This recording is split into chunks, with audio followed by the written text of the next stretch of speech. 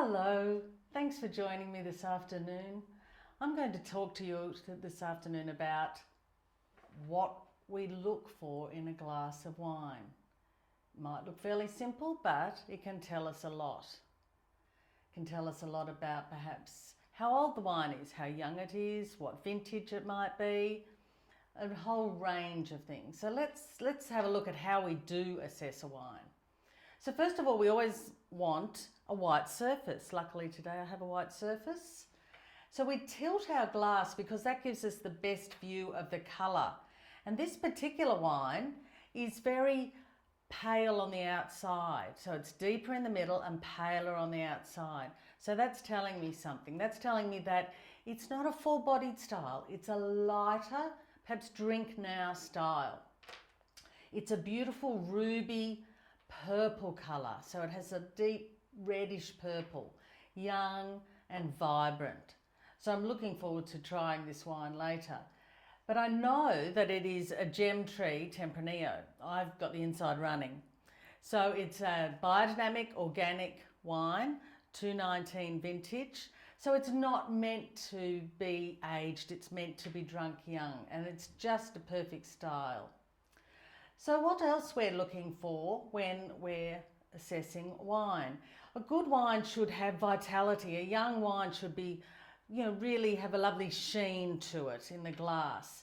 And also, as you notice, when I'm swirling the glass like that, there are some small little tears or legs. You might have noticed that before when you've been drinking wine.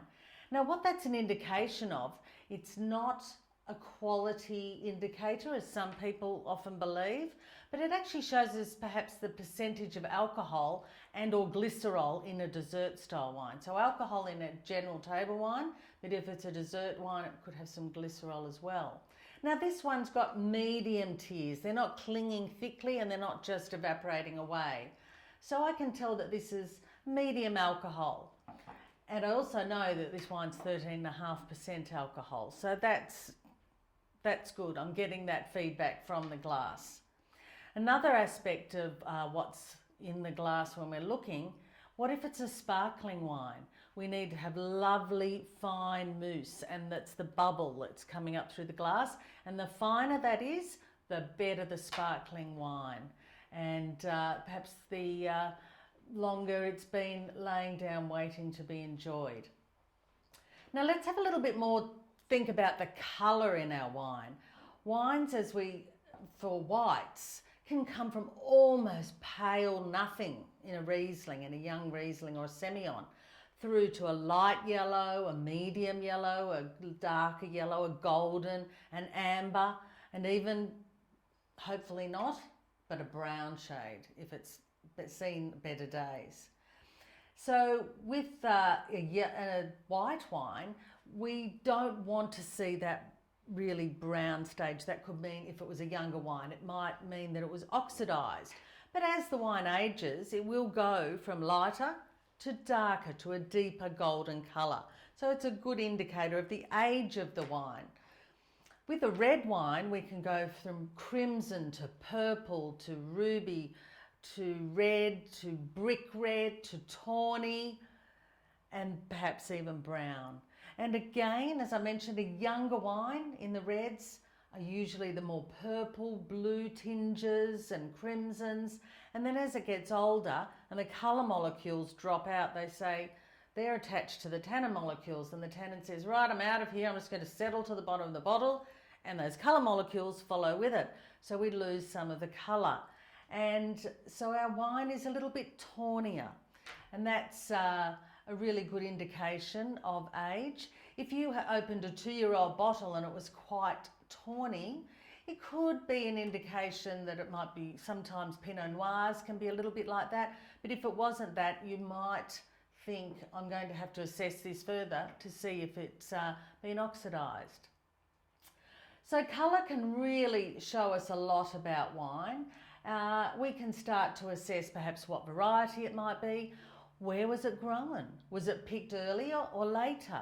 So say for example, a cooler climate wine might be really less tears, purpley colour, whereas a deeper A bigger wine, say from Barossa or Coonawarra, could be quite inky in colour and really deep and brooding. So what's your wine looking like today? So we're just going to have a smell and a taste and see if that, what we found in the appearance, is reflected in the flavours. So yes, I'm not picking up any oak there. It's definitely dewby, fruity, cherry notes. And when I have a taste,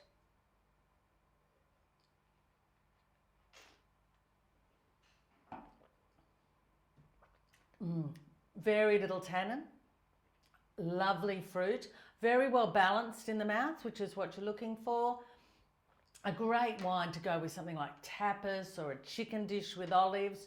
And something you don't need a big dish for, but something that has a nice little bit of spice and flavour would go really well with this lovely fruit-driven wine. So I hope you've learned a little bit more about what you can tell just by looking at the glass.